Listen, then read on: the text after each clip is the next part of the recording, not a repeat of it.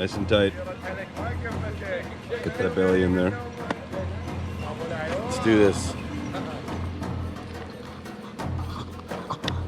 We're in Baghdad. We're here to interview the only Iraqi heavy metal band called Acrassicauda. We've been following them for 3 years, and we needed to check in on them, see if they're still alive. This is risky, it's dangerous.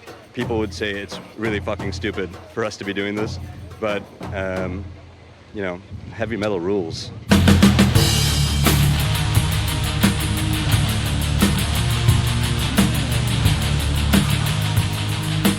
Rock stars, yeah. I've been playing for almost like 10 years now, playing bass guitar.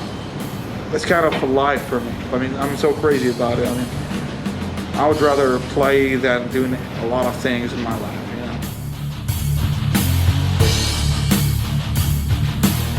I want to know how Tony got to be so fucking good on the guitar. تمرين. How long has he been practicing for? 8 سنوات.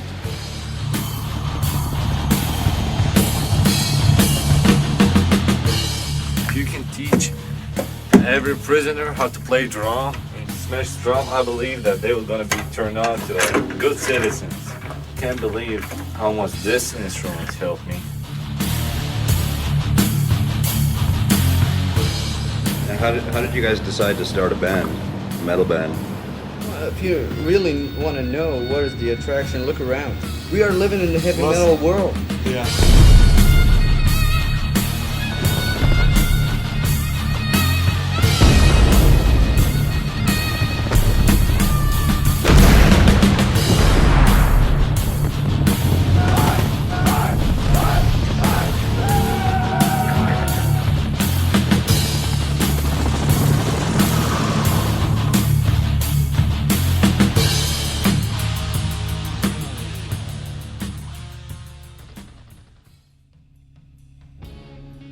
Our relationship with this band started back in November of 2003, 2.5 years before we actually got to meet them. Soon after the US toppled Saddam Hussein's regime, our friend Gideon Yago got the opportunity to do some reporting in Baghdad for MTV News. He brought us an article called No War for Heavy Metal that we published in our magazine, Vice. The article was about the challenges that Acrassicauda faced being a heavy metal band in Iraq, a country under the US-led occupation and on the verge of civil war. At the time, there were 150,000 coalition troops in Iraq, and they were failing miserably. No electricity for the majority of Baghdad, curfews at night, and the rise of the insurgency was the backdrop for these 4 musicians. They had to power their amps with gas generators and carry guns to get to their practice space. While Gideon was in Baghdad, he met a 20-year-old kid named Walid, who at the time was the lead singer of Acrassicauda. He took Gideon to the band's practice space, a room in the basement of a commercial building in Karada, a neighborhood in downtown Baghdad.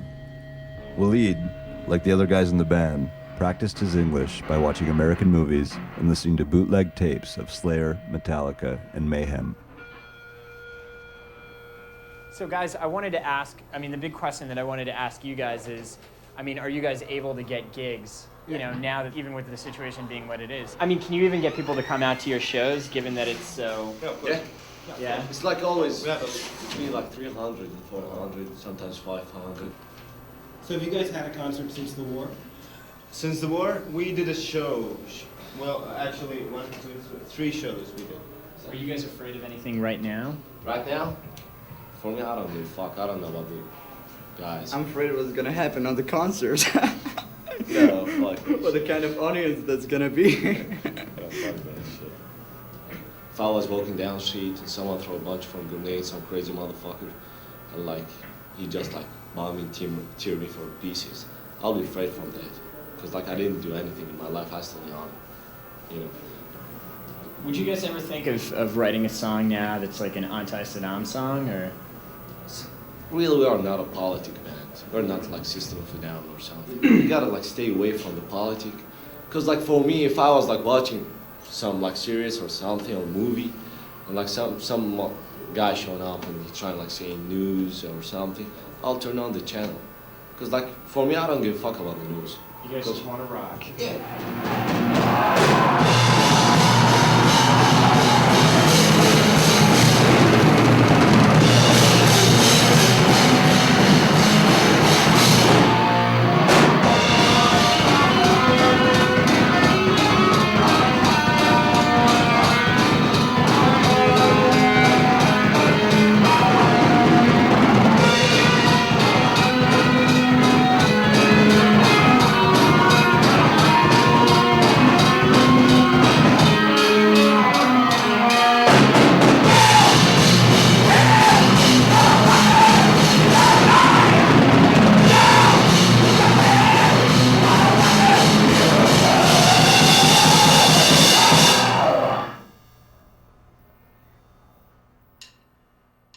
A few months after that interview, Walid left the band.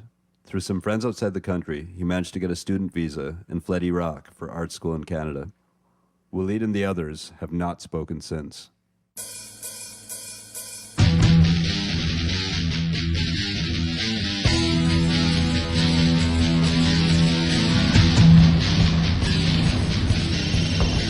Hey, what's up, dude? We stayed in touch with Acrassicauda, and in the summer of 2005, we organized a concert with them in central Baghdad at the Elfinar Hotel. The plan was for Eddie and I to fly in from Beirut, but 2 bombs went off. The airport got shut down, and we were stuck in Lebanon. At that point, it was too late to cancel the show. So we got in touch with our friend, Johan Spanner, a Danish photojournalist who'd been living in Baghdad for a year and a half. He became our man on the ground, and when the show finally went off, we were sitting in Beirut, 500 miles away. Organizing the show was a logistical nightmare. Because of the Elfinar's proximity to the green zone, the level of security was incredibly high. The hotel was basically encapsulated by blast walls and barbed wire, and tanks were stationed right outside the door. Every piece of the band's equipment had to be examined to make sure that no bombs were being smuggled in. And the show had to be over by 7 o'clock, so the fans could get home before the curfew went into effect. So tell me about the band name. The band name is actually a scientific term. It's in the Latin language.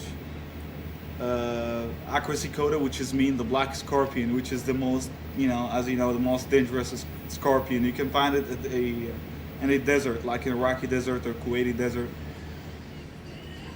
I never thought like I was gonna like play with my band again. I mean, like we're not even like have a chance to practice together since like we got a threat. What kind of threat was that? We had a threat like saying like we are Americanized and like we're playing music for Satan and stuff, blah blah blah. We're gonna get you one by one. You're gonna fall down and shit. We raise up like with Metallica songs and the other stuff. We raised up on music. The time we created the band, we just wanted to be one of our band heroes. I mean, like the best guitar players, the best bands in the world, best vocalists, and we always dreamed up that we're gonna have a tour with them or some stuff like that. Any young man could have a dreams for his future. Let's say like we're 22, 23, 25. So this is like, let's say like spring of your age, whatever. Our And, parents. like this is the time that you do your hobbies, go. I mean like, I'm not gonna say going to get a drunk or like go to the nightclub. Just like, it's like, let's say like decent life for 25 years old age guy. And like I ain't got nothing. I mean like, we can't do a lot. When people outside, just like you got a civil war outside. Just like accept like that you're taking care of your family and you really care for your family. Every time I go out, I start thinking about, okay, what if I got killed now? And what about my wife? What about if I'm gonna have a baby, soon or something like that? What's gonna happen to my kid? I don't want my kid to grow up in this, situation or circumstances here. I'm trying my best to get out of this country, to go somewhere where I can find peace for me and my family. That's my personal thought. Personally, for me, I got shot before like 2 weeks. His car shot up. My mom, she's a primary school teacher. And like, I was like just getting my mom from the school back to the house. And like, boo! The guy shot me. Face up. Every single day. Every single day. You got the troops and you got the tourists outside and we are stuck in the middle. I'm a civilian. I done nothing in my life. I didn't steal. I didn't kill. I didn't do nothing. Yes. That's the democracy that we got now. So I'm like, fuck this democracy.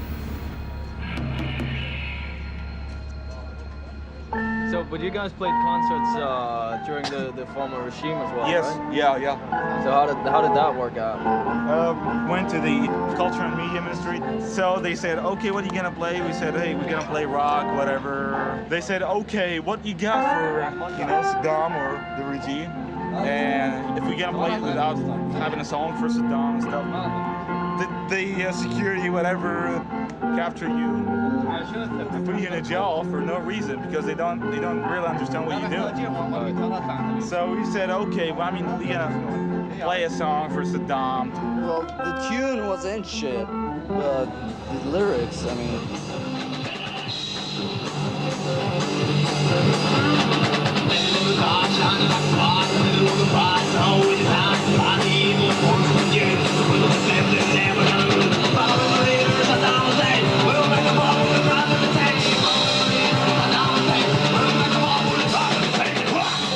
You know, just a bunch of fucking lines and shit. Man, but you gotta do it anyway, so, you know. Like an Arabic saying we got, you know, to stay away from the devil, sing for it. Nobody was allowed to do headbangs and stuff because they were concerned as a, you know, whatever, religious practice, just like Jewish. Jewish prayer, you know what I'm saying? When they pray, they shake their heads and stuff. So they think that's, the headbanging is related to this. And that's, the headbanging itself could take you to jail forever. Really? Yeah, I mean, so a lot of people, they were, so scared to do it. I hope I live, you know, somewhere else, not in Iraq, so I can get long hair, shaved head. long beard, Zach Wild style thing, you know what I'm saying? Here, you can't really. With this goatee, I get, in a lot of troubles. Do you think any chicks are gonna show up? Could be. Yep. Hey, what about your girlfriend? No She gonna show fucking up? way, man. What? No.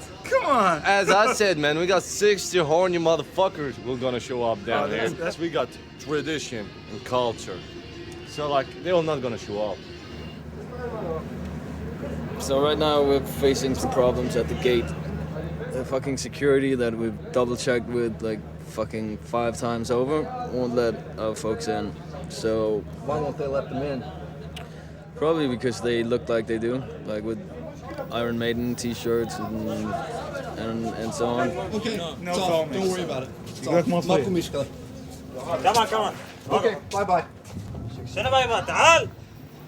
We have to talk to the coalition. They coalition for us again. I know you talked to them yesterday, but we have to do it again.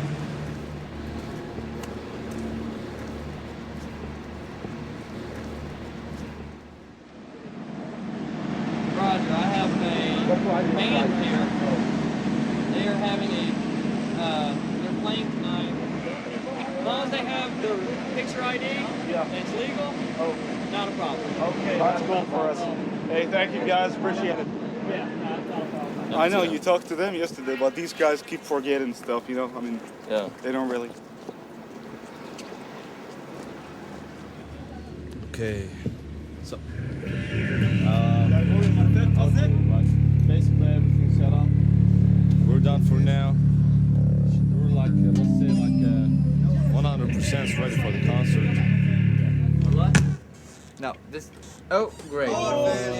Great.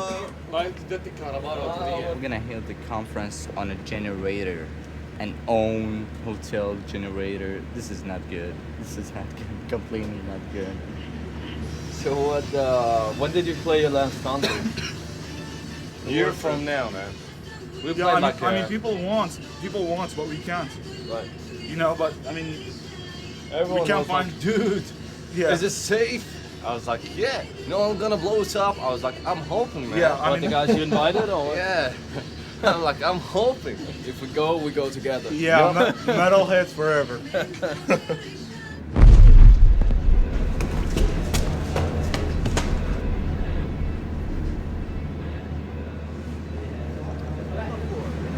Did you guys hear something a minute ago? What was that? If I'm gonna hear another one, Green zone? Look for it. Impact. It was an impact. Impact? Is that a car bomb or a mortar? No, mortar round. Mortar round? Yeah. Everybody start calling, see if we're still live or not. Are they? Yeah. We got used to it because we've seen it every day on TV, in the streets, everywhere. We got used to seeing dead people everywhere. So just kind of nothing now for us. Explosions, as you know, we've been hearing something happen, some explosion happened. It's nothing. We keep playing it. But like we're still doing that concert. We still. Yeah, it's fun. Acrassicauda, yeah? Yes! Let's go, let's go, let's go, let's go, let's go.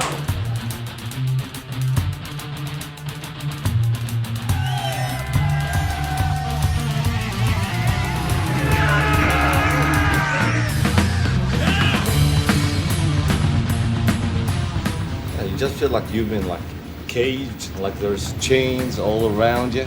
So like we just like want to, for 2 hours, for 3 hours, the practice time or like the live performance, we want to free ourselves from that chain. Just like get that rage out. I'm like, sometimes if I didn't play drum as hard as I can, as fast as I can, I'm gonna kill someone. Each one of us will turn to be a killing machine.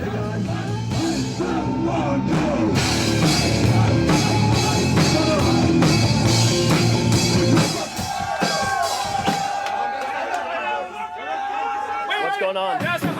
The electricity is going off. There's no fucking electricity. Real old heavy metal and music. We are in the Iraq. Nobody here can grow their long hair, you know, because they will think we are the bad guys. So we need real freedom. If we cannot find some fun here, so where? Somebody answer me. You cannot. I can. Okay? I'm done. Okay, next song's gonna be one of our fucking songs, sad songs. Okay, this is called fucking Misogynist! I don't wanna hear it anymore! Stop with the fucking lights and let it go! Toleration! Not a generation! A million freedom goals!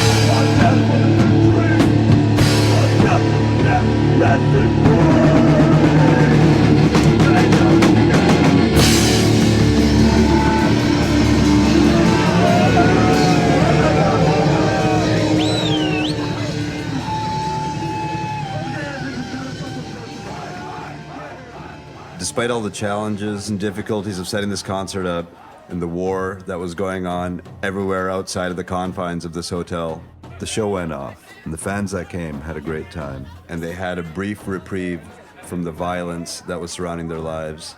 And after that show, Acrassicauda would never play in Baghdad again.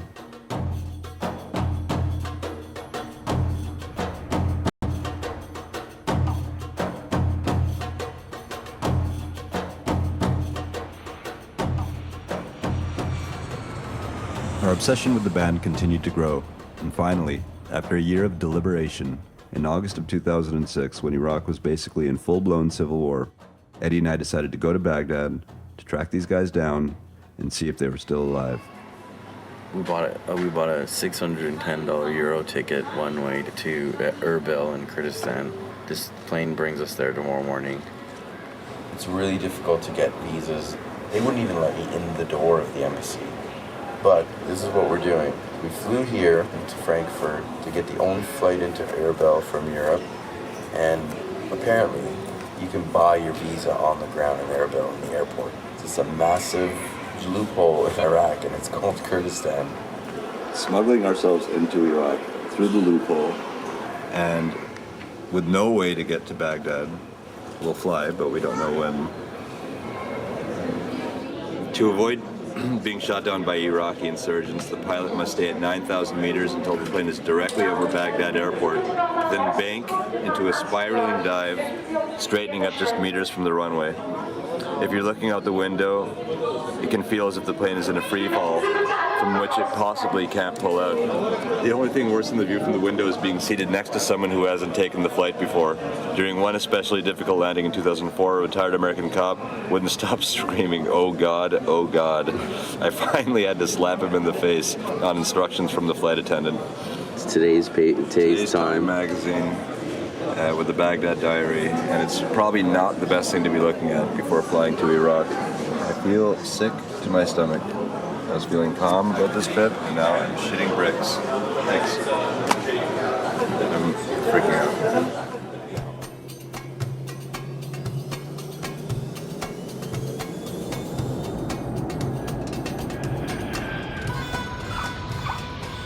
We land in Erbil and we walk to the customs and immigration people, and they just stamped our passports and they let us in.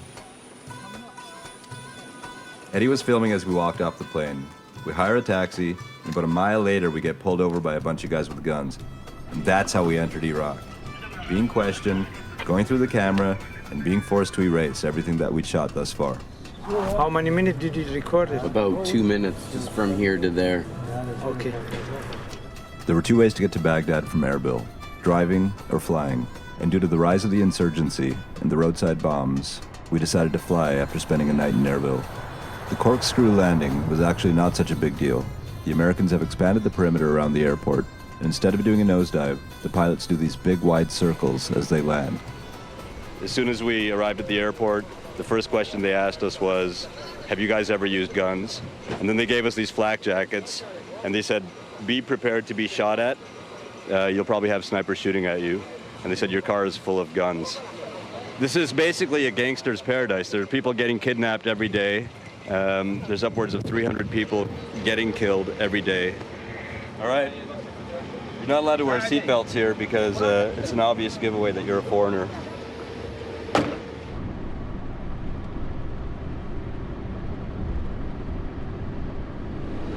So we're driving down the highway of death right now. It's a 7-mile stretch directly from the airport to the green zone, and it's the most dangerous 7 miles of road in the world. Snipers, roadside bombs, badness, etc. And he's doing this weird zigzagging. It's really off-putting. We followed a lead through Al Jazeera and Reuters. We found an Iraqi security company. And for $1,500 a day, we get a bulletproof SUV, another car without armor, 2 drivers, 2 shooters, and 1 translator. That's a steal. We have a custom here, and every morning when we woke up from the bed, we said, "Good morning, Baghdad." It means that there is a new bomb in Baghdad. This is Ahmed. He was our fixer, he was our translator, and he was the guy that we would call to arrange all of our Baghdad excursions. And he begged us not to show you his face, because we'd put his life at risk if we do that.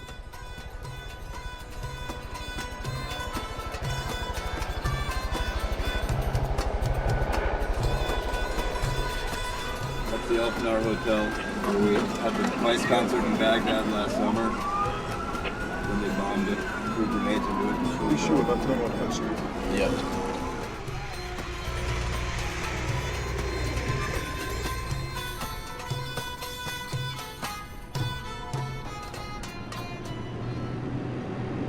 Hello for us. Assalamu alaikum. So it's 9:25, and we're in the neighborhood.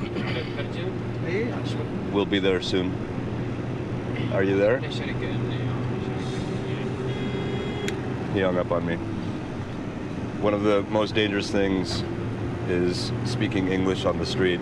So he was whispering into the phone. All he said was, "Okay, okay."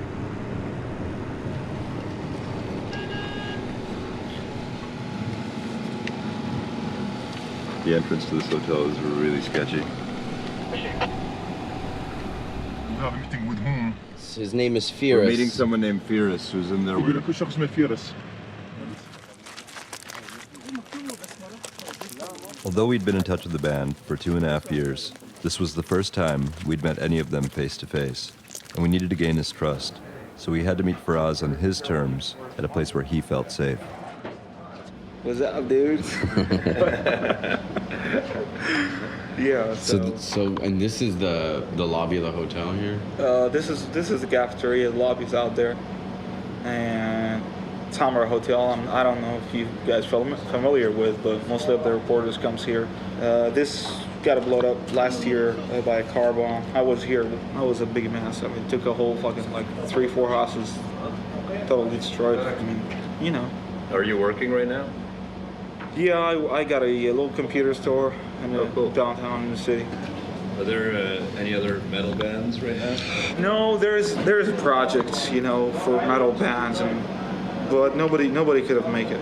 When we first wrote about you, we said that you were the only only metal band in Iraq. Still the only. There is a project, but no bands formed yet. It just what I meant by a project, you know, a couple guys here jamming, a couple guys there jamming. But nobody have made it yet to get up on the stage and say. Did you think that when Saddam was in power, that if he was taken away, that everyone would just start killing everyone else? No, I thought that everything would be better. Right. Actually, in the beginning, everything was getting better, but later on, I mean, I don't know what happened. Like, let us say the first year, you know, it's kind of like there's a couple incidents here and there, but nothing much against people. Now is everything going against people, you know? Now what the people say about it is they took one thief, you know, they took Alibaba and they left the 40th thief, which is what we have right now, which is, I don't know who the hell they are, but anyway. Various militias. Whatever, dude. I mean, you got like fucking, I don't know, like 1,000 of fucking different type of fucking militia and forces and army and police and I don't know what the hell it is. And you know, people coming from Syria, Iran, Turkey, Kuwait, Saudi Arabia, all over the fucking place. They come here to fight jihad. Dude, there's nothing about jihad, okay? It's all fucking politic bullshit. I mean, dude, I'm a Muslim and I'm telling you, there's nothing about jihad thing against Christian or crusade or against Jewish or nothing like that. I mean, all the people who's dying here in Iraq are just Muslims, dude. You know, dude, American media is saying that it's sectarian violence. A lot of the insurgents. Dude, that's what you hear on TV. It's nothing related to the fact. I mean, dude, I'm a Sunni. My wife is Shia. This is a totally fake truth, or whatever media fucking propaganda shit. I feel kind of like the government is enforcing, or not the government, but the people, like the politicians, is kind of enforcing this racist thing between Shia and Sunni. Shia don't hate Sunni, or Sunnis don't hate Shia. Have you thought about going to Jordan with your family? Yeah, I thought about it, but dude, in Jordan they treat me like shit. Really? Yeah, if you're Iraqi, dude. A couple months ago I was thinking about going to Syria, but now when I have a baby, it's just like, you know, I have to wait a little while, you know, let the baby grow a little bit. Yeah. So you've never left Baghdad? Who, me? Yeah, I told you, the farthest I've been from Baghdad is Baghdad, so. Could you grow your hair long now that Saddam's out? Oh, no, I get in trouble for this goatee, dude. That's why I'm trying to grow it as a beard, but. Have a proper Islamic beard. Yeah, kind of, you know. But I mean, it's not. I got nothing against religion, you know. I'm a Muslim, but I'm not that straight, dude. I mean, I'm a regular person, you know. Dude, I mean, I'm in a big risk right now wearing this T-shirt because it's an American band and it's like that could get you killed in Baghdad. We got an Arabic saying that people always enemy for what they don't know. So basically, they fight in this because they don't know what the hell it is. What does your wife say? About what? About the fact that you're taking a risk wearing the shirt and you got the I mean, facial hair. She totally understands it. I mean, she's cool with it. She says, I mean, we all, you know, living under all these circumstances, just like being a soldier living in a war.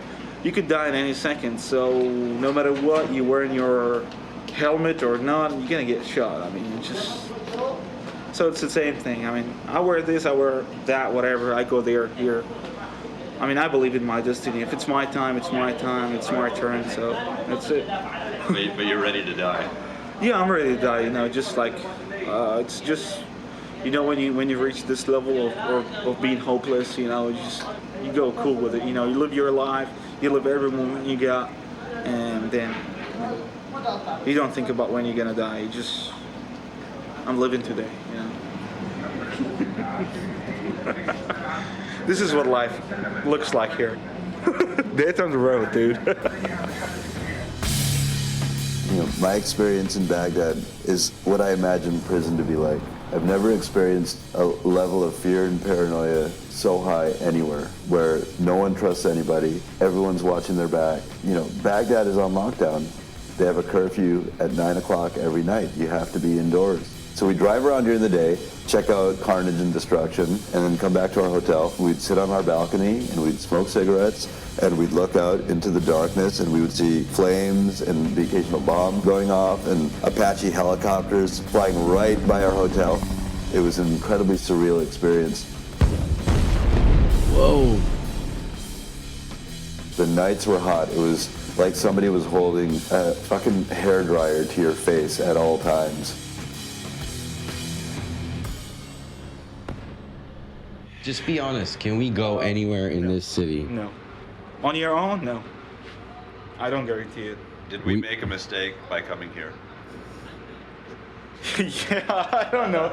It's you know, it's kind of yes. I mean, it's kind of hard for you guys. I mean, I don't really know what to say, but I understand your job and I respect it because you sacrifice yourself just to do something, or I mean, just to let the people involved know what the hell's going on in this country. But at the same time, it's just a crazy mission, dude.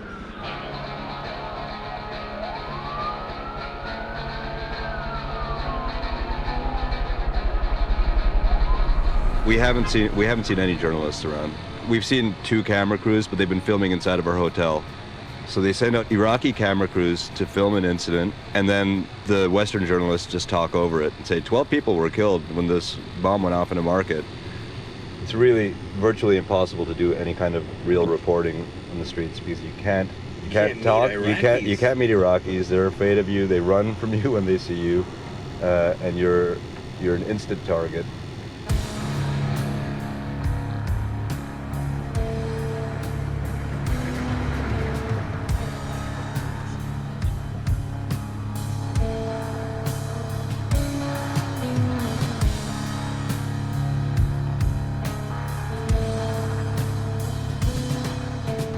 After 4 days of being inside of armored cars and secure compounds, we convinced our security to take us to an open, unguarded area on the edge of the Tigris River.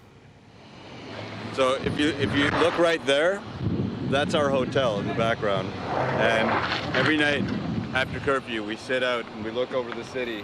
And for the last 2 nights, right where we're standing, there's been a firefight.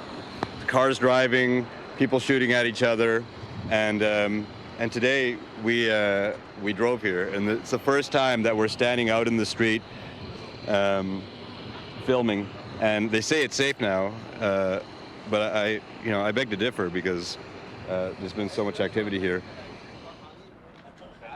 And most of these guys, some of them are army guys, but a lot of them are engineers and teachers, and they get trained, and now they're working as bodyguards. It's the only way to make money, and they lie about it.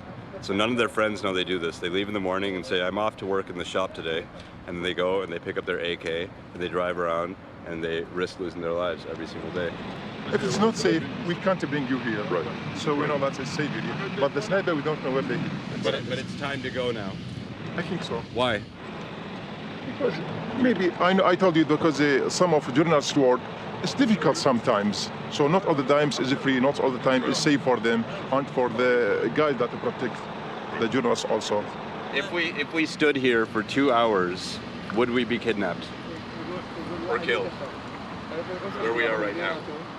If we stay here for 2 hours, maybe the American army, maybe the IP, they don't allow us to stay here for more than 5 minutes only. Right. So it's danger. Yeah. Okay. Let's move on.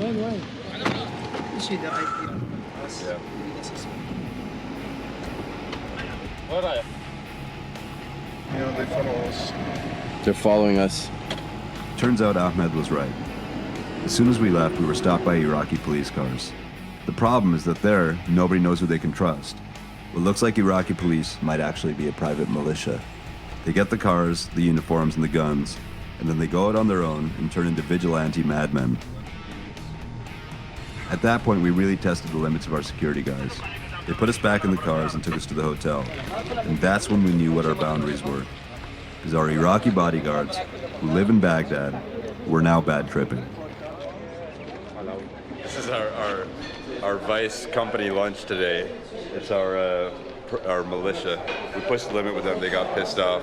They had enough of our bullshit. So we're buying them kebabs to cheer them up, to appease them. I think it's working. Our security company was confused by the nature of our mission. Their mandate was to protect us at all costs. So as the days went on, they just kept adding more and more guards to our detail. We've got 12 shooters to keep us alive. You feel safe? No. Eddie, no. Eddie, look to my side. I don't. You don't? No. On the Friday of that week, we convinced Faraz to come meet us at our hotel, the Al Mansour, and he also brought Faisal, the lead singer, with him. They are best friends who live 15 minutes away from each other, and they hadn't seen each other in 6 months.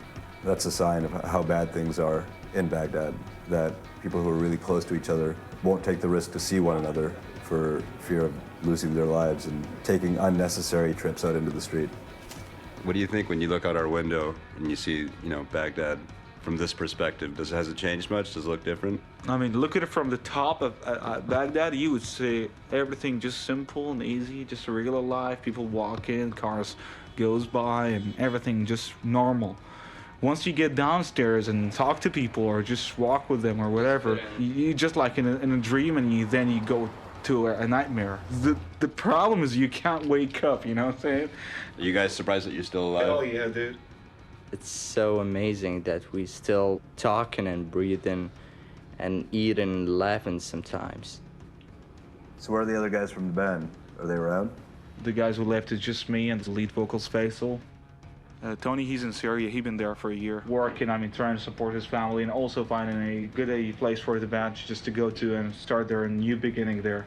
Marvin, he just went to Syria about a couple months ago to help Tony doing the same thing. Ahmed, he's in Jordan. He's a temporary member of the band. He was in with us at the last concert we did with you guys by the help of Vice. These are our fans, and most of them either dead or out of this country, and the rest we don't know about them anything. It just disappeared, And now we are thinking about going there, follow the others to Syria, and we hope we can make it. Yeah. Why don't you tell us a bit about the concerts that you've played since the band started? In total, we made six shows. Yeah, in 5 years or 5.5 years, we made 6 shows. The first concert was in 2002, in the summer 2002. It was the first time we get on the stage. We were so confused and so nervous. Actually, it was a great show, and everybody enjoyed it, and it was fun, dude. And this is from the 4th concert, 2003, before the war. And it was so much pressure because of the war, it was coming and everything. It was a great concert. A lot of people attended. We made a cover song for Slayer, and everybody just fucking start, headbanging. And they broke the chairs, and they tore up the whole place, dude. This was a big mess. Some of them were drunk and bringing some bottles of whiskeys. What the fans used to do, go to the bathroom, get a couple shots of a drink and throw the bottle in the bathroom and come back into the concert. It was so funny, dude, but it was awesome. Very great days. Yeah. 2003 was a youth festival. They invited us to go play there. We played 3-4 songs, and basically we got kicked out of the stage because people started doing headbanging and shit like that. They were so happy, dude. It's just the only way they could express their anger, just by shaking their heads and get all crazy. And things have really changed since then. Yeah, of course. Festival, you were invited to play. Yeah. Everything was relatively peaceful. Yeah. And then a year later, we did our concert with you, which was very difficult to pull off. Cut to today, and you can't even walk on the street. We haven't jammed on stage since the concert that we made with you guys, so it's been a year now, and it sucks, dude. Because it's basically, okay, we talk here about a free country, right? Which is now Iraq, which has become a free country, okay? And where's the freedom if I can't wear what I want, if I can't say what I want, if I fucking wear what I want? Where's the freedom, man? After that last show, we haven't seen each other maybe for the last 5 months. I mean, we used to train about 12 hours a day and 6 hours a day. See, here we're playing What do you think? There's these fucking idiots swimming in the pool laps over here, and there's guns going off over there, and there's guns going off over there. That's going on? That's part of chaos. It's a bunch of chaos. I mean, you can explain that even in 1,000 years. Okay, you guys were talking about practicing. Do you rehearse a lot? You have a practice space, right? First few weeks we started before the first concert. We've been rehearsing there, like practicing and rehearsing there for like 21 hours a day. Sometimes we even sleep in this fucking place. And you sit there and fucking rehearse and keep playing and playing and playing. You don't get bored. You don't get like that. sick of it. You mentioned that something happened to your practice space. Can you tell us what happened to it? What happened? I was sitting in my house, you know, just like a regular day, and early in the morning, around 9 o'clock, 9:30, 10 o'clock, something like that, you know, we heard all the fucking bombing shit. It was like about 15 to 17 explosion.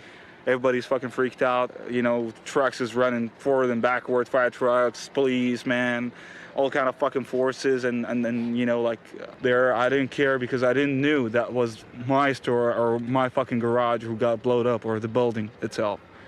So I sat home, nobody shows up anything on the news, nothing on the news. And then Faisal called me, he told me, hey, you know what? The building got fucking hit by a rocket. I said, dude, I mean, are you serious? He said, yeah, I mean, you go check it. I mean, so the store was actually the practice space. Yeah. I mean, this practice space we lost. I mean, it was like all what we got. I mean, it's not anymore. We can't really afford it. Hey, dude, what's up? I think it's time to go. We can't really afford. I mean, another like. I mean, sorry, practice but space it's getting late. So could you explain why you have to cut it short right now? What happens over the next couple hours? Because of all of that shit, you have to be smart enough to go back home at 5 or 6 o'clock, and that will be the minimum time to you and for your hanging around outside. Can we go now?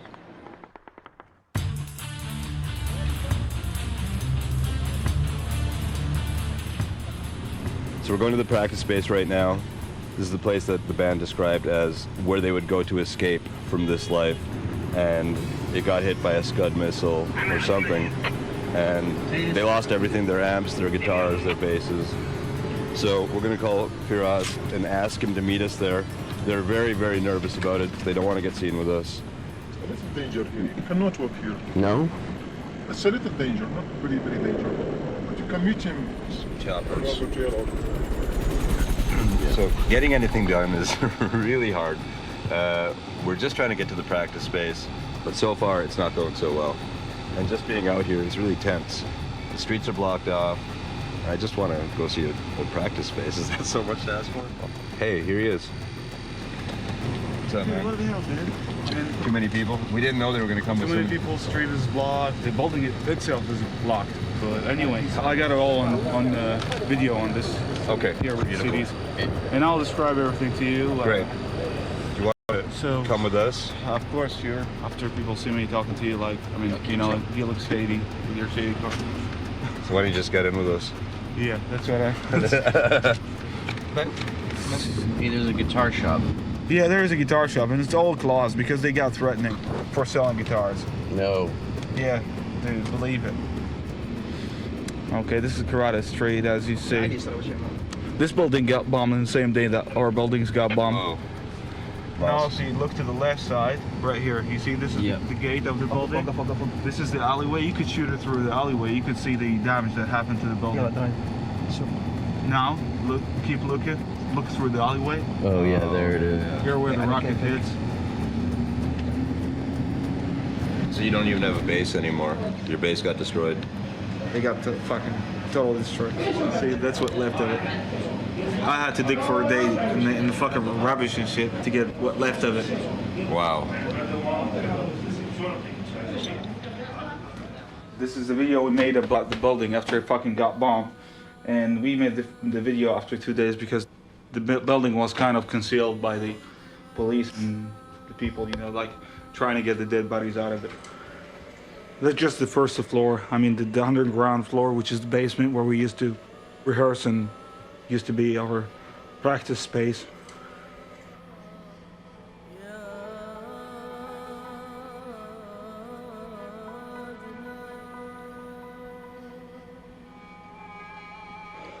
This is where the rocket came from. It's hit the building from the side. It was a rocket. It wasn't something small. It was really big. Some people believe that Americans shot it, like an airplane or like a chopper rocket or something.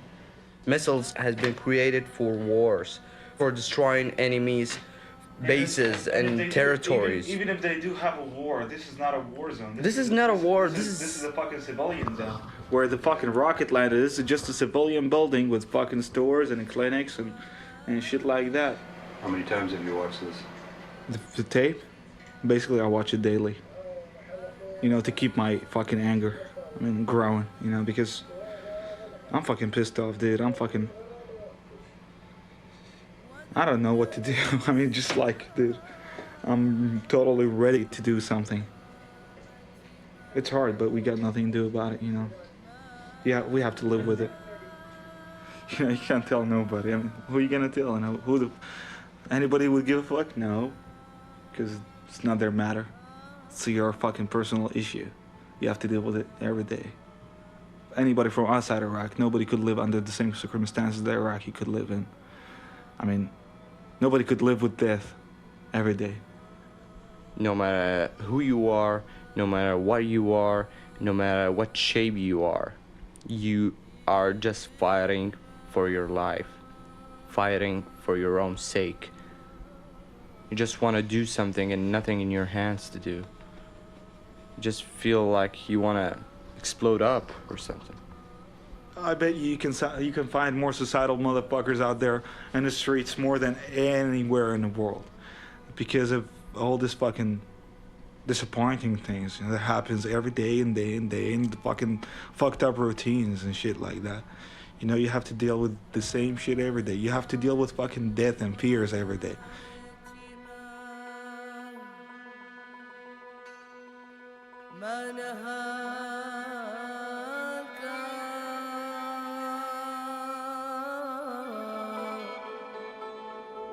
You won't be stopped.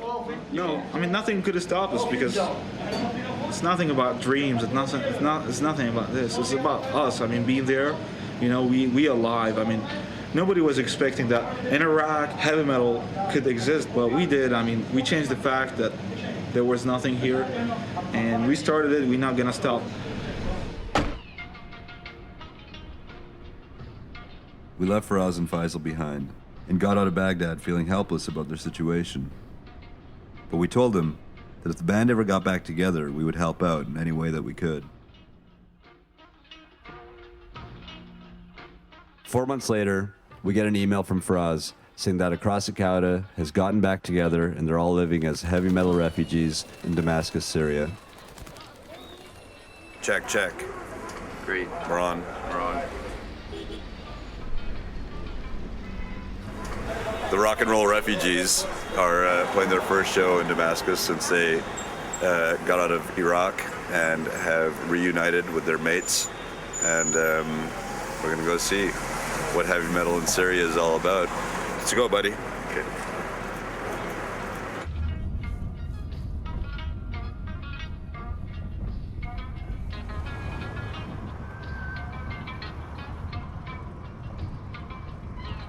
A month before we went to Damascus, a UN report came out. It said that 80% of all Iraqi singers have fled the country, and at least 75 have been killed since the US invasion started. And since the fall of 2006, the insurgents have been posting decrees everywhere that are banning, quote, music-filled parties and all kinds of singing, end quote. This is Jeremiah? Yeah, here. Cool. This neighborhood here is where all the Iraqi refugees now live. By the time we went to meet these guys in Damascus, the studies that had come out claimed that 655,000 Iraqis had died because of the US invasion. But there's another issue that hasn't been reported on in the media as much. It's about the Iraqi exodus. During the last 4 years, 2.4 million Iraqis have fled their country. About 700,000 of them are in Jordan, 400,000 have fled to other countries in the Middle East, and there are about 1.2 million Iraqi refugees living in Syria. The United States had let in only 466 Iraqis.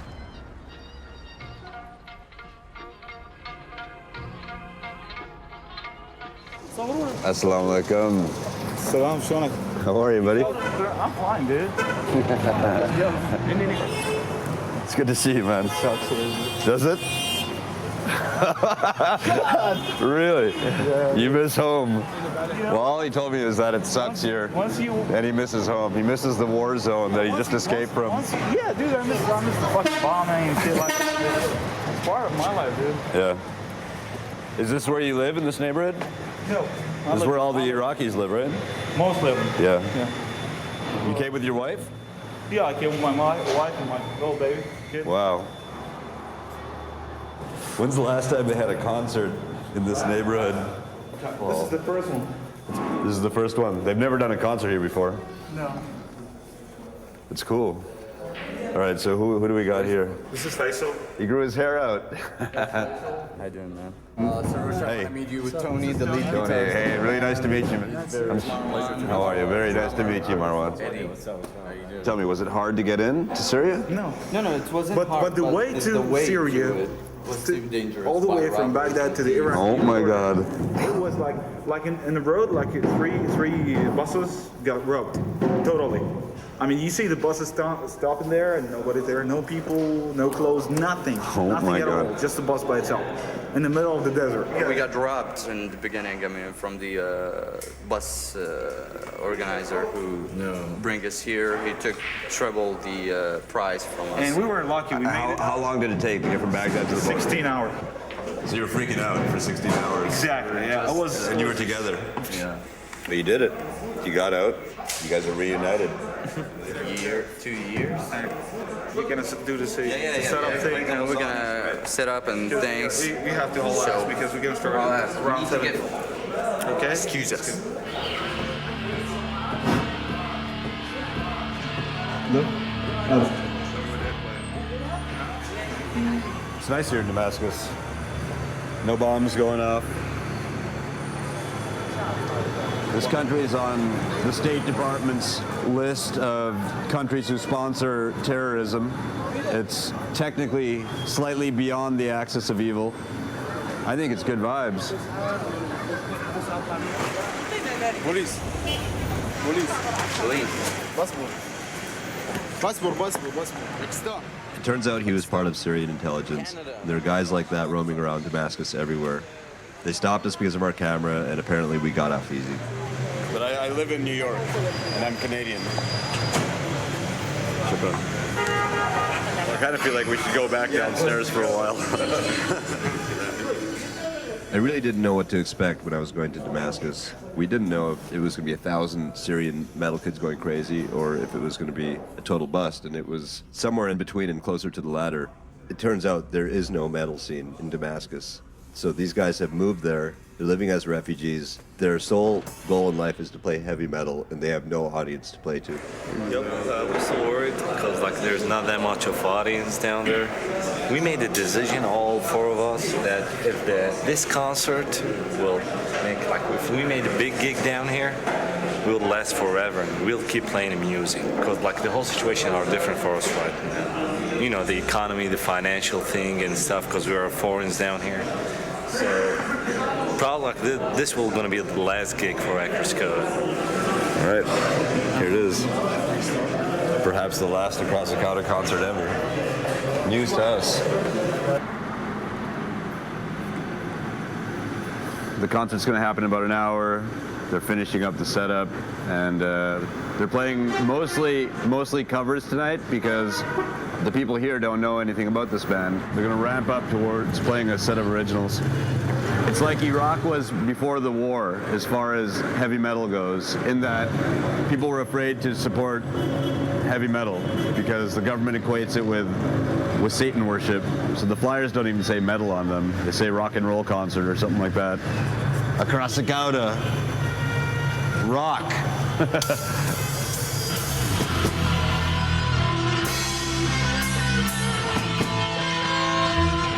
The concert basically went from bad to good.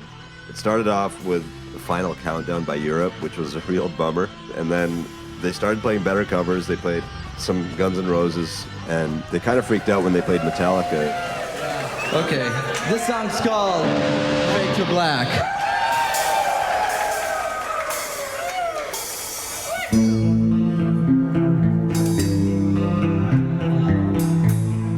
guys have never had the opportunity to see Metallica, so suddenly there's a band of Iraqi guys playing Metallica songs, and they're stoked. For a moment, they're imagining that they're at a Metallica show, and they're all singing along to Fade to Black and One. And then after that, the crowd had been like warmed up, and the band decided to play some originals, and that's when the crowd really got going. And the band, they kind of killed it at that point as well.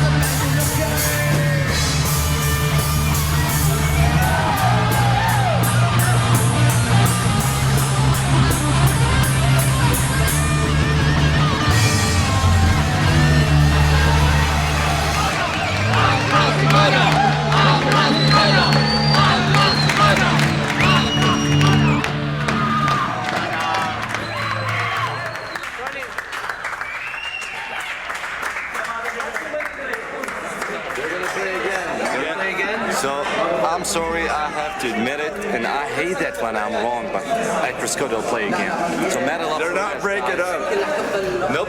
Never. Good news, buddy. Yep. Hey, hope you enjoyed, guys. It was great. After the concert was over, we were setting up a time the next day for us to meet, and Marwan invited us over to have dinner with them. And so we drove out to the outskirts of Damascus, up into the hills, where they have these big concrete blocks of flats that look like projects. This is where three of the guys live. Marwan came here first, and then Faisal and Faraz moved into this building over here. They all live in the basement in 3 cubes next to one another. There's some Somalis who live upstairs. The building has no heat. Let's go in. Marwan cooked us dinner. It consisted of spaghetti with liver. You know, they were extremely generous with what little they had. And we just got to see what their lives had consisted of since they left Baghdad. It's an incredibly stark existence. So last night, if the concert went terribly, and you said we're going to break up the band, I quit. Yeah. You know, Acrassicauda's done. Yeah. What's your option? What would you do? I was out of options for the band or like for my life. I mean, like my family down here calling me, and like for the first time, my family was really interested about the band and us, because my family knows as well as I know, and all the guys down here know that we don't have a better option. When I came here, I took all my savings. I mean, I've been spending a lot of money just to make sure that this is my future, okay? And if this band's not gonna work, don't ask me about it. I don't know. Let's just say, in theory, that the band broke up. Would you go back to the war zone in Baghdad instead of staying here? I was like, yeah, I'm going back to Baghdad in case this concert fell. I'll go back to Baghdad and face it. Probably like I'll die down there, but like who gives a fuck, man? I'm like, after all, I'm like, we refuse the idea about like from ashes to ashes and dust to dust. I'm like, we want to be remembered. That's the thing.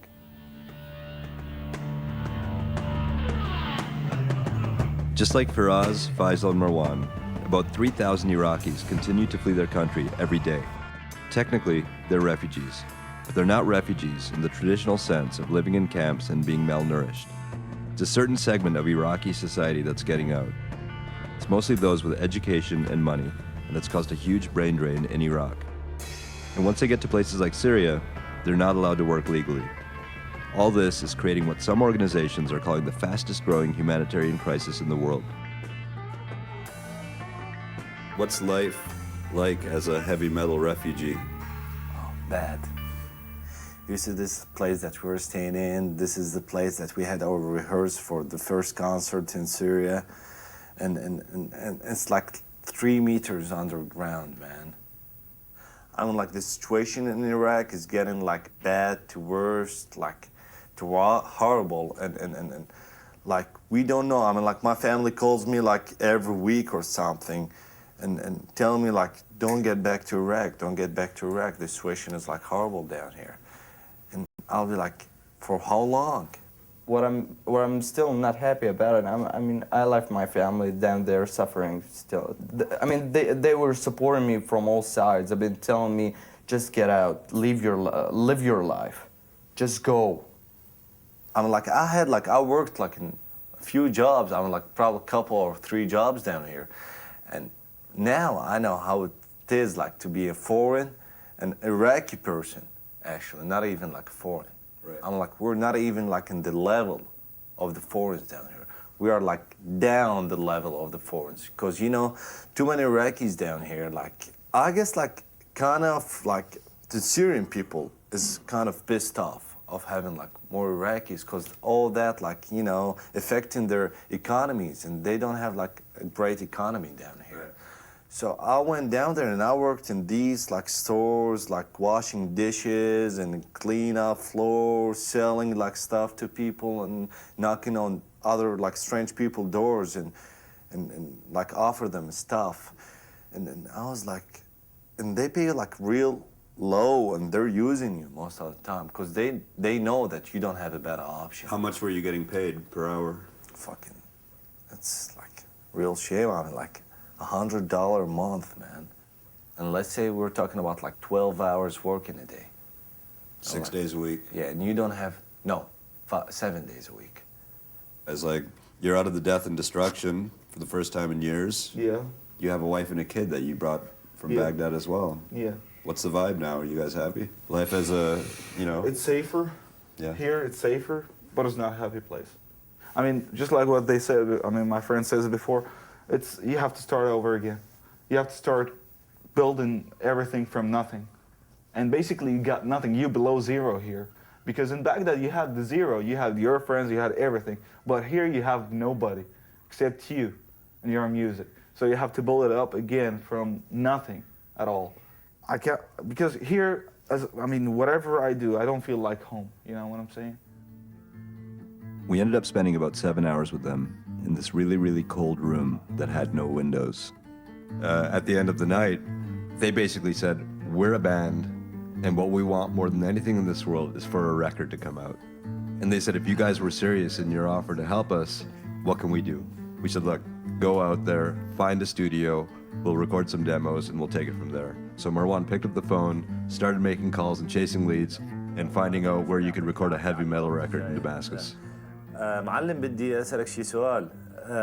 في استوديو هيك شي يعني تسجيل أغاني حدا تعرفه يعني يسجل أغاني مليح؟ فشي يكون مليح إن شاء الله هيك شي يعني. What did he say? He says call me at 11 o'clock and I'll give you a number for a guy. So if you're gonna make the first album for Acrassicauda. On the night of Acrassicauda's first concert in Damascus, we met a kid named Mike. What's up, man? A 19-year-old Iraqi refugee who's Acrassicauda's biggest fan. It turns out he's also learning how to play guitar, and Tony's his teacher. Tony, it's like a brother for me. Maybe I talk to them more than I talk to my brother even. So they're good friends. They are cool. Tony is a phenomenal guitar player. At one point in his life, he wanted to become a civil engineer, but he gave it all up to pursue his dream of playing guitar. He's pretty shy, introverted, doesn't speak a lot of English. What would happen if somebody said to you, you can't play guitar anymore?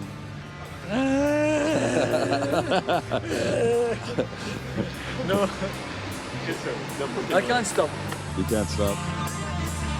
Tony was the first one to come to Damascus. He came a year before Faisal and Faraz, and unfortunately, his situation was far more complex than the other guys in the band. His dad's a drunk, and his mom and his 3 younger sisters came over to Damascus from Baghdad and left his father behind. Now he had to take care of all of them, so he worked in restaurants, and he started giving guitar lessons to help pay the bills. How many students do you have here? 4. 4. As the band was looking around Damascus for studios to record their demos in, we enlisted Mike. We hired him as our buddy slash translator slash gopher. We hired him to take us around to different parts of Damascus to help us understand the Iraqi refugee situation a little bit better. So this is the bus station where all the cars come in from Iraq every day.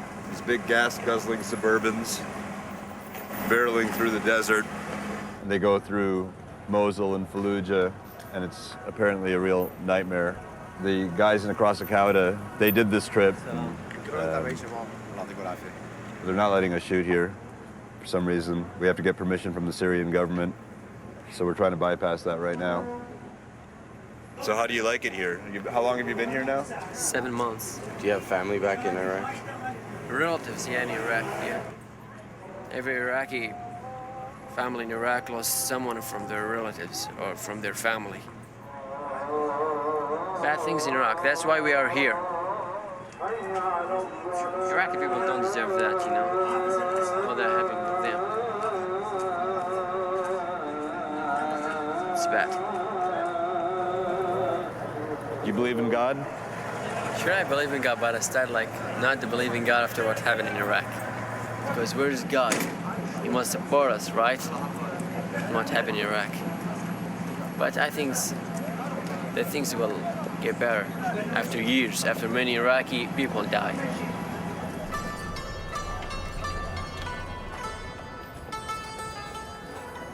So can you tell us where we are right now? This is the cemetery of strangers, people who die here in Syria. So they get buried here. What's interesting about this graveyard is that these are all graves of Iraqis who were pushed out of their country. And the bus station is right over there. It's about a 2-minute walk away. So they get off their buses after getting exiled or running away for their lives, and then they live out their last years in Syria and then die and get buried just a couple blocks from where they first came in.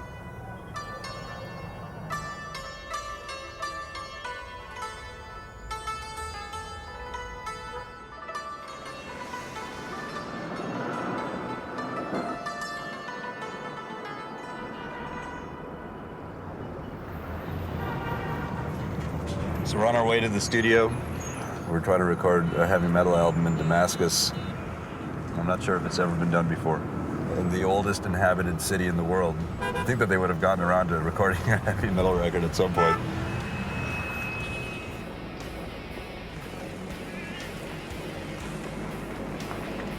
The studio's in the basement of a house that these 2 Syrian Christian brothers lived in. They chain smoked like no one had ever seen. They'd also never recorded a full band before. They didn't know how to make a drum kit.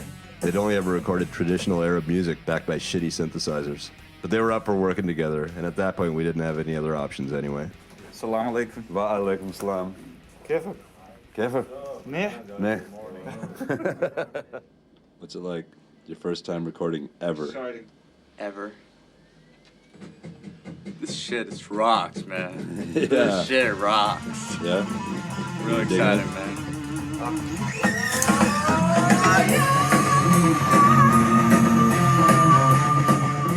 These guys walked into the studio totally cold. To say that they were rusty is a bit of an understatement. What happened? Injured finger. From too much drumming? Yeah, he got blusters. So good.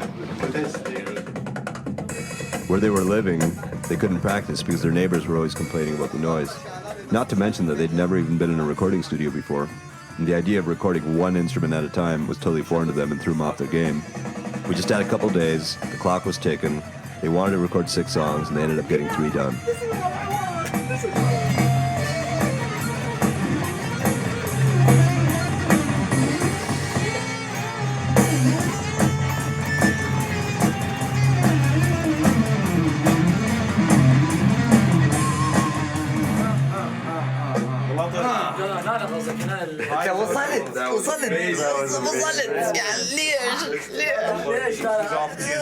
Dude, he's amazing. He's totally out of control. He's got crazy skills on that guitar. Oh, yeah. Yeah. Thanks, man. This is the first time in my life someone tell me like demute your drum. Everyone keep telling me mute them as best as you can, as low as you can, play as low as you can. And what did we find down here? Christmas present. Take that shit out.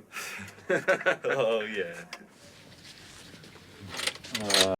Yeah, these all kinds of things that I had to put inside the bass drum, so people are not gonna complain. What is this? This is a truck rubber tire.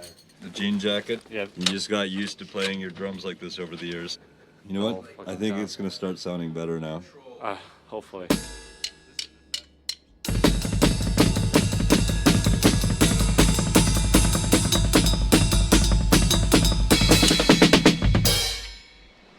How did the song sound that you've recorded so far? Beautiful. Have we mixed yet? 2 songs done. They're done. We're still working on Massacre because it needs a lot of mixing, sound effects and stuff like that, bombing, airplanes. The sounds of war. The sounds of war, yeah. What's happening now? We'll try to mix some lead with the ending or finishing of the Massacre song. I'm just telling him that pretend that there is some woman's trying to cry on her child, all that kind of screaming, all that kind of is right here. Exactly.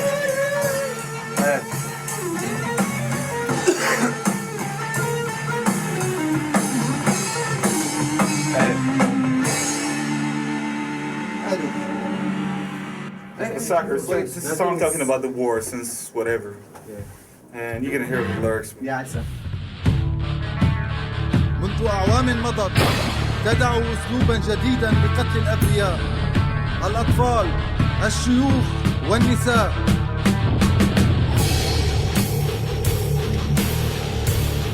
قنابل تسقط كالمطر من السماء امتلأت الأنهار بدماء الأبرياء. Against all odds, these guys managed to go into the studio and record 3 songs: Underworld, Between the Ashes, and Massacre. Or as they like to call it, Massacre. And though they were far from perfect, their mission to record these demos in Damascus was accomplished. It's been like amazing, like 3 days or 4 days, man. Like for the first time, like I'm coming back from studio, feeling like I done something today.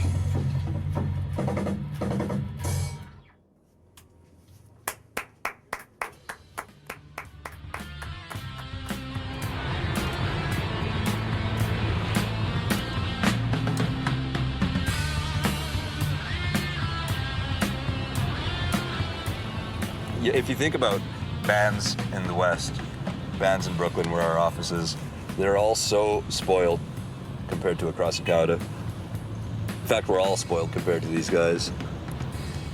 Now that we've had a chance to spend time with them and see them in their homeland and then see them here and the things that they go through. You know, Marwan is 23 years old, and when I talk to him, I feel like I'm talking to someone who is wiser and older than me, even though he's 14 years younger than me. It's kind of incredible. They've evolved fast, living through war. We went back to our hotel room in central Damascus. The guys raided the minibar, and they got a bit bombed. You guys made a record today. It was the first heavy metal record to ever be recorded. For an Iraqi band. For an Iraqi band. It's kind of impossible, fuck. In fucking 30 hours, man, I done 3 kick-ass song, man. And like, I'm gonna be happy for the rest of my life too. I'm gonna tell my kids if I ever had one of those fuckers, you know? What's going on inside our minds, you know, thinking about home and stuff like that, it doesn't give us even the will to celebrate or do anything else. I said, I got a phone call for today from my mom, says, never come back. Today? Yeah, well, I was at the studio. And she said, never come back. Try your best to just stay there as much as possible. I got 3 members of my family down there. Just like, I feel terribly guilty, sad, desperate, and I want to get them the hell out of there. Just like, there ain't safe down there, man.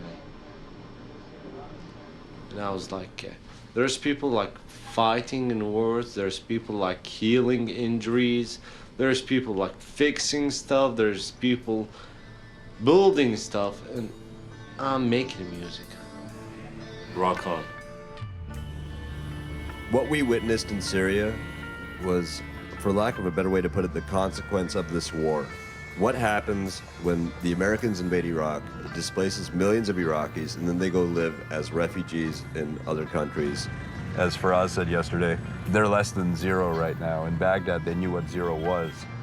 As for Mike, who's 19, he's probably got more hope than all of them combined. But he's stuck. He's in that Syrian purgatory, and there doesn't seem to be any way out for him right now. I'm just wondering why we can't like travel. Just because we are Iraqi? I want to ask someone to answer me like a government or like America. Why it's hard like to go to America or to Europe just like for being Iraqi? That's not fair. Is this crime that I'm Iraqi? And they think that all Iraqi people are terrorists? That's insane. Just like want to travel, I want to be free. Like you, dude. You can go any place that you want. I wish if I can like fly. I would go to any place that I want, that I feel that I comfortable in and I belong to, and do what I want to do, be free.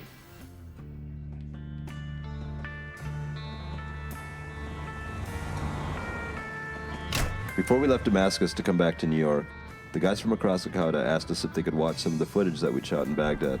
So we went back to their place and showed them a rough cut of what we'd shot over the last few years.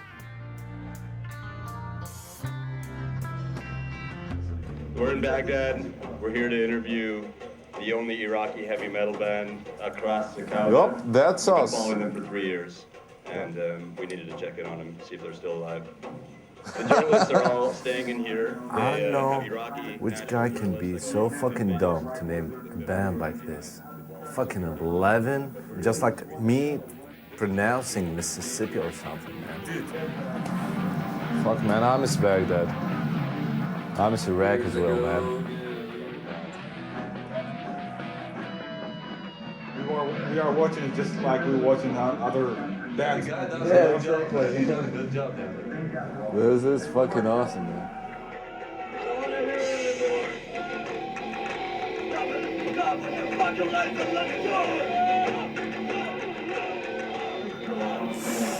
The old good days, man.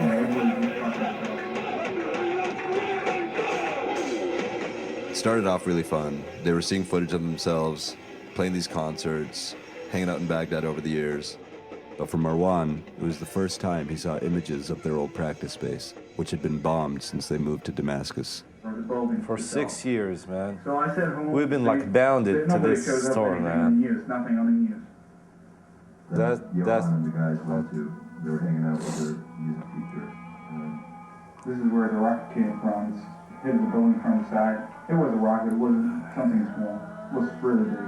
Some people believe that a American shot it. It's hard, but we got nothing to do about it, you know. Yeah, we have to live with it. You can't tell nobody. Who are you gonna tell? No. Who?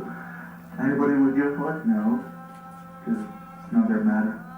So you're a fucking personal issue. You have to deal with it every day. Anybody from outside Iraq, nobody could live under the same circumstances that Iraqi could live in. You know, you have to deal with the same shit every day. You have to deal with fucking death and fears every day.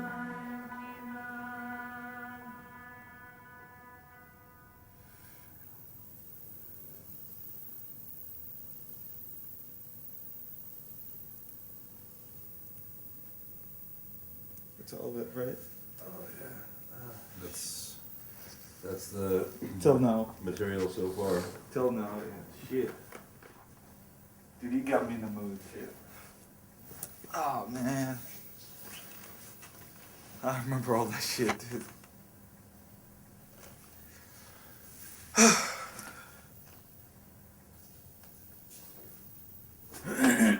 This is a quite interesting movie that you filmed down there. You know what? We feel sad. We feel terribly fucking sad. This is a fucking sad scenes, tragic scenes. To see the country that you grew up in, and born, all the people that you know. They don't live, they might right now dead. But you know, these are things that you lay your back on. These are the things that you turn off the TV whenever, or like change the channel when it's on. So for you fuckers down there, this is how it goes. This is the daily life in Iraq. So it goes for all of you fuckers.